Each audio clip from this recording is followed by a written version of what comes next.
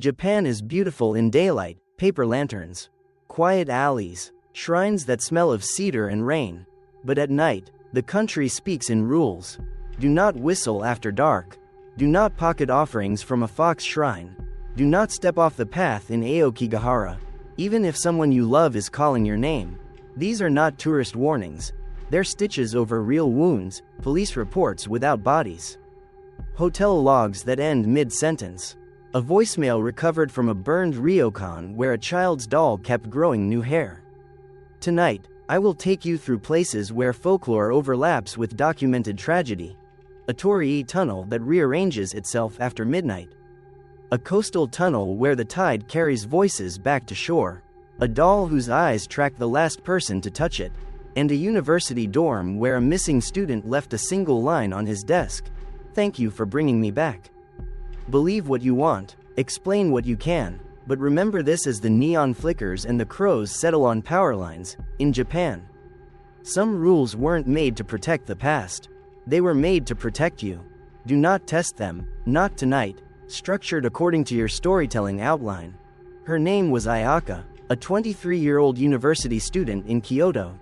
On the surface, her life was as ordinary as anyone else's: lectures in the morning, part-time cafe shifts in the afternoon, late nights cramming for exams with cheap coffee and instant noodles.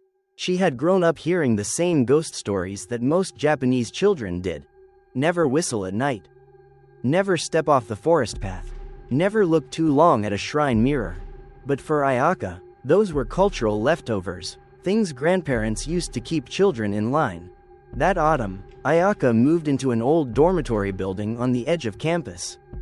The rent was suspiciously cheap, and the rooms carried the faint smell of damp tatami and aged cedar. The hallway lights flickered when the wind rattled the windows, and the common kitchen had stains on the walls no amount of scrubbing could erase. Yet Ayaka felt it was a fair trade. The place was quiet, and she could study undisturbed. The dormitory itself had a history whispered among older students. Decades earlier, one tenant had gone missing without explanation. Police reports were vague, the case was quietly closed. And life continued. Most students laughed off the rumor, chalking it up to campus folklore meant to scare freshmen. Ayaka, practical and focused, barely paid attention. Her daily rhythm quickly settled into routine. She walked back from the cafe around 11. Carrying bags of discounted bentos from the convenience store. The streets were often empty by then. The sound of cicadas replaced by the echo of her own footsteps. Entering the dorm after hours meant pushing through the silence of a building that seemed to breathe on its own, wooden floorboards creaking, pipes groaning, doors rattling in distant rooms. Still, she convinced herself it was only age and neglect. Ayaka told herself she was lucky. Lucky to find a room within walking distance of class. Lucky to afford rent without burdening her parents. She ignored the way the night air pressed against her back as she unlocked her door. Or the strange hush that swallowed the corridors after midnight. It was just an old building, she thought, nothing more. But soon, Ayaka would discover that some warnings in Japan were not just folklore, they were boundaries never meant to be crossed. The first time it happened, Ayaka barely noticed. It was a Wednesday night, nearly midnight, and she was returning from the cafe with her backpack heavy from textbooks. As she climbed the narrow staircase of the dorm, the fluorescent bulb above her head blinked once, then twice, then hummed back to life. She sighed, old wiring. She told herself, nothing unusual, but as she slid her key into the door, she froze. From inside her room came the faint sound of humming. Soft and tuneless, like someone idly singing to themselves. Ayaka hesitated, heart racing, then twisted the knob quickly. The room was empty. Her textbooks were stacked neatly. Her bed still unmade from the morning. She shook her head and laughed nervously. Maybe it was a neighbor. Maybe the sound had carried through the thin walls. That night, as she tried to sleep, she heard it again. 3 soft knocks against the wooden frame of her bed. Not loud, not forceful, just a measured rhythm. She held her breath, clutching her blanket, waiting for it to stop. After a long silence, exhaustion overtook her, and by morning she convinced herself it had been a dream. Over the next week, the small disturbances multiplied. Her bathroom mirror fogged even when she hadn't run hot water. She would return from class to find her desk lamp switched on, though she was sure she had turned it off. At first, Ayaka tried to explain each incident logically. Maybe the wiring was faulty. Maybe the neighbors had been in the hallway. Maybe she was simply too tired and misremembered. But then came the shoes. One rainy evening, she placed her wet sneakers neatly by the door, soles touching as always. When she woke the next morning, the shoes were turned to face the opposite direction, as if someone had slipped their feet into them during the night and then left them behind. Her skin prickled. She double-checked the locks, even asked the landlord if anyone had keys to her unit. The answer was no. She tried to ignore it, burying herself in assignments and late-night study sessions. Yet the more she pushed it away, the more insistent the phenomena became. Whispers echoed faintly in the corridor, always when she was walking alone. The sound of sliding doors came from rooms that had been vacant for years. Once, as she bent over her desk to underline a passage in her textbook, the pages flipped violently, though there was no window open, no draft strong enough to stir them. The worst, however, came one night when Ayaka returned home past midnight. The corridor was dark except for a single light above her door. She unlocked it, stepped inside, and immediately noticed her desk chair had been pulled out, angled toward the middle of the room. On the desk lay a sheet of notebook paper. One line was scrawled across it, written in a hand that was not hers. "Thank you for calling me back." Ayaka's blood turned cold. She tore the page in half, shoved it into the trash, and tried to sleep with the blanket pulled over her head. Yet even as she drifted off, she felt the weight of eyes on her, watching, waiting. She told herself the same thing over and over. It's nothing. It's stress. I'm imagining it. But deep down, she knew that something had begun to stir in the dormitory, and she feared it had chosen her. Ayaka tried to convince herself that she was under too much stress, that her sleepless nights and endless assignments were playing tricks on her. But the more she denied it, the more undeniable the events became. It started with the humming. What had once been faint, almost mistaken for the wind, grew clearer, sharper, like a woman's voice humming just outside her door. Sometimes the tune was familiar, fragments of a children's song she couldn't quite place. At other times it was a low, unbroken note, vibrating through the wooden walls until her teeth ached. One night, she pressed her ear to the door, determined to catch whoever was taunting her. The hallway was silent, yet the humming continued, coming not from the corridor but from inside her room, only a few inches behind her. She spun around. The room was empty, her curtains fluttering though the window was firmly shut. Then came the shadows. At first, they were fleeting, a flicker at the corner of her vision, a shape vanishing when she turned her head. But soon they grew bolder. She would study late into the night and notice a silhouette reflected in her laptop screen, tall and still, standing behind her chair. When she whipped around, there was nothing but the creak of the tatami. The dormitory itself seemed to change. The air grew heavy after midnight, as though the walls were absorbing sound. Doors groaned open by themselves, and footsteps echoed from the upper floors, even though Ayaka knew those rooms had been locked for years. Once, while carrying laundry up the stairs, she caught sight of a figure at the far end of the hall, pale, thin, with hair hanging over its face. She blinked, and the corridor was empty. Desperate for answers, Ayaka began asking around. Older students were reluctant to talk, their voices dropping when she mentioned her building. Finally, a third year quietly admitted that a student had once disappeared from her exact room. He had been a philosophy major, quiet and polite. One night he simply vanished, leaving only a page on his desk. The words written there were the same ones Ayaka had found. "Thank you for calling me back." Ayaka's chest tightened. She wanted to believe it was coincidence, an urban legend recycled through generations. But deep down, she knew the handwriting on her note had been real. Her nights grew unbearable. The humming turned into whispers, and the whispers began speaking her name. Sometimes they were male voices, sometimes female, sometimes a chorus layered on top of each other until her ears rang. Her mirror fogged up every night, and when she wiped it clean, she often found a second reflection staring back at her, eyes hollow, smile too wide. The worst moment came during a late shift at the cafe. She returned home exhausted, unlocking her door with trembling hands. As she entered, the overhead light flickered and went out. In the sudden dark, she heard her chair scrape across the floor. The notebook on her desk fell open, pages flipping wildly though no wind stirred. And then, on the fresh page, words carved themselves in real time, the pencil dragging across the paper without a hand to guide it. "You heard me, you brought me back." Ayaka fled the room, running barefoot down the corridor, her breaths echoing in the stillness. When she looked back, she swore she saw someone standing in her doorway, head bowed, hair dangling like a curtain. From that night onward, Ayaka could no longer pretend. Something lived in the dormitory, and for reasons she could not understand, it had chosen her as its witness. Ayaka stopped sleeping. Every time she closed her eyes, the whispers pressed closer, curling against her eardrums like warm breath. She decided she needed answers, something to explain what was happening in the dormitory, something that might let her escape it.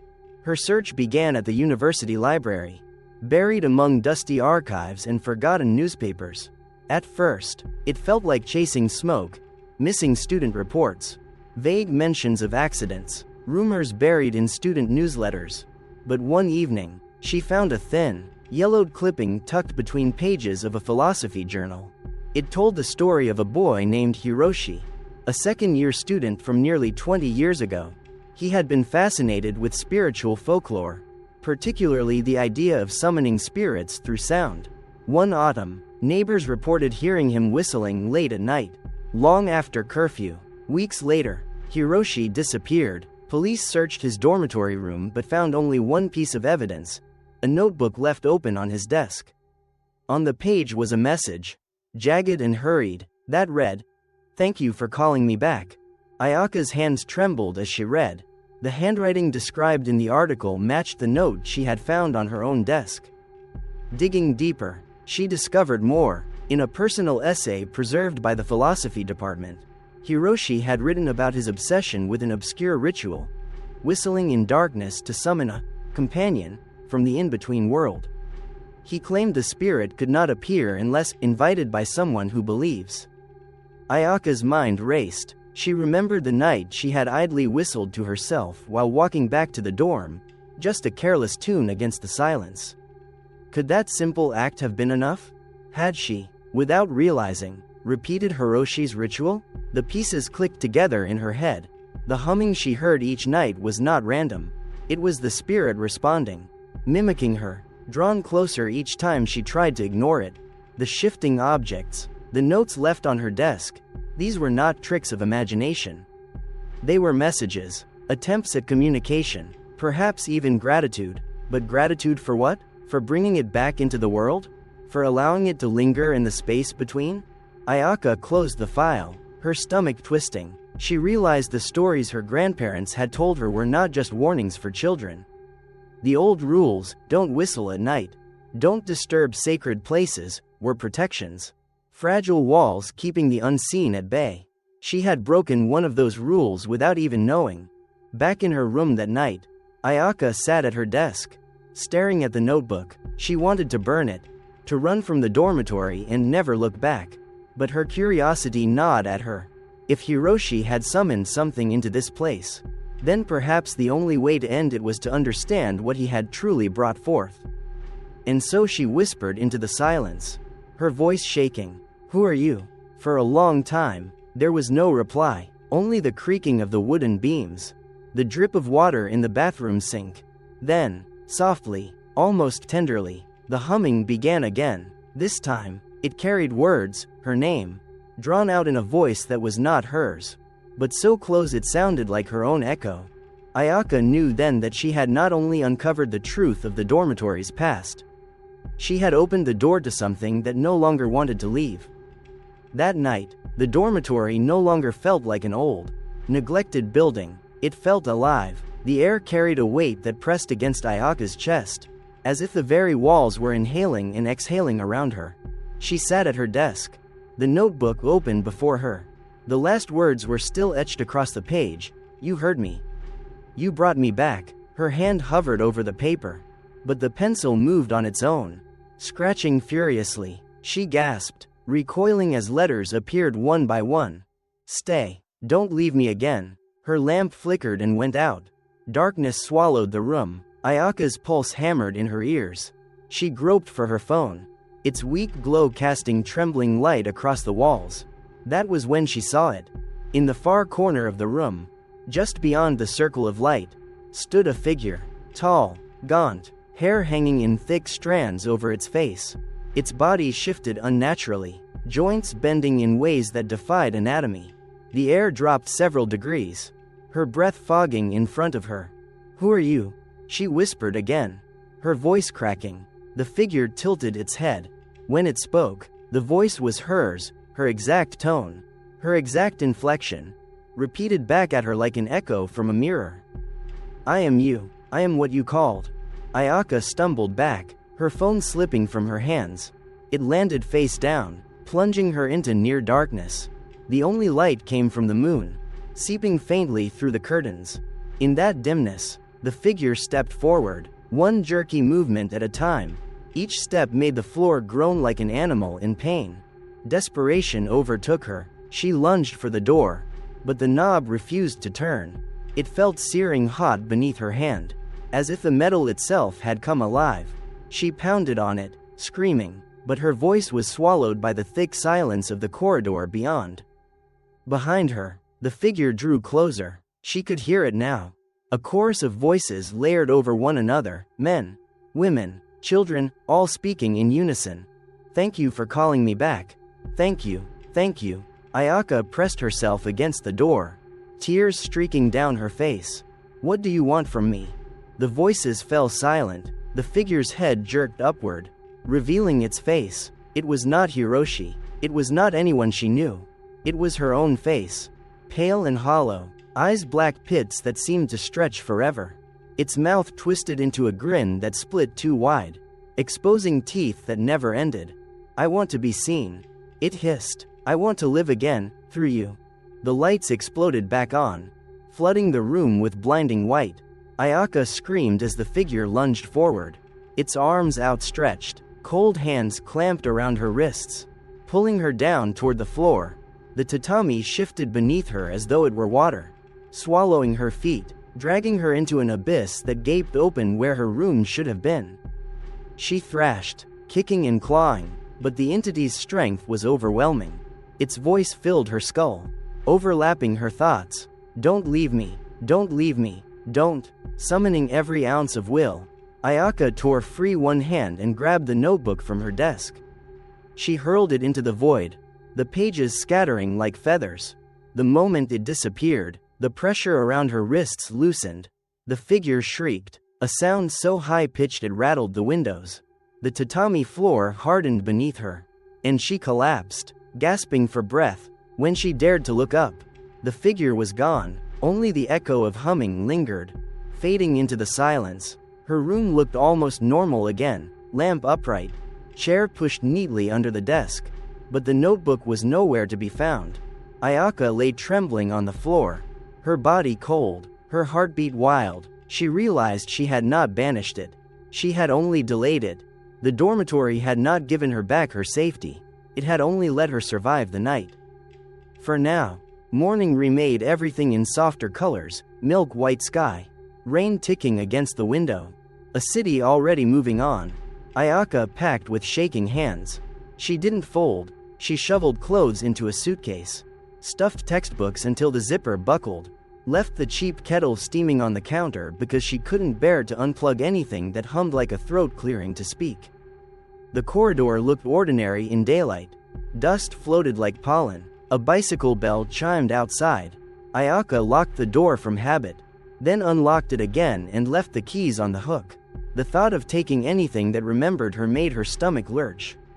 At the landlord's office, she lied. Family emergency, tuition problem. She could feel the words pushing past each other, stacking into a wall. The landlord glanced at her form. stamped it, and slid a pen across the desk. His eyes, was it a trick of the light, seemed to skim past her. Unfocused, as if searching for someone else at her shoulder. She took the noon train out of Kyoto with a single suitcase and no forwarding address. In the window's reflection, she looked like she had not slept in years. When the train entered a tunnel, the glass became a mirror. For a heartbeat, her reflection didn't line up, her mouth smiling when she was not. Her head tilting a fraction too late. The car emerged into daylight and the image snapped back. Her own face again, pale and honest and terrified. Ayaka rented a room in another city, in a new building that smelled of paint and promise.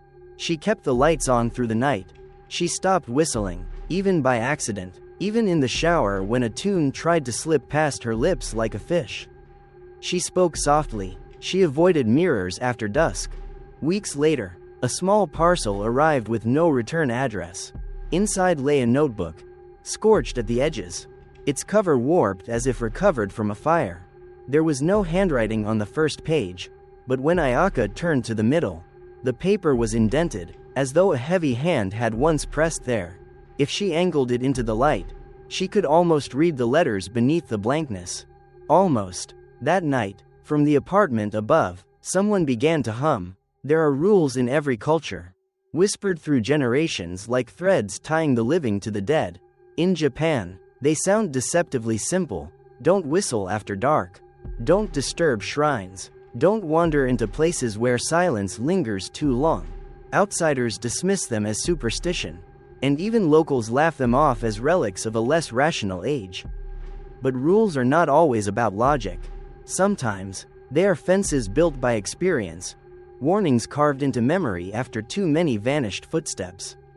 Too many doors left open to what should remain closed. Ayaka's story is not unique.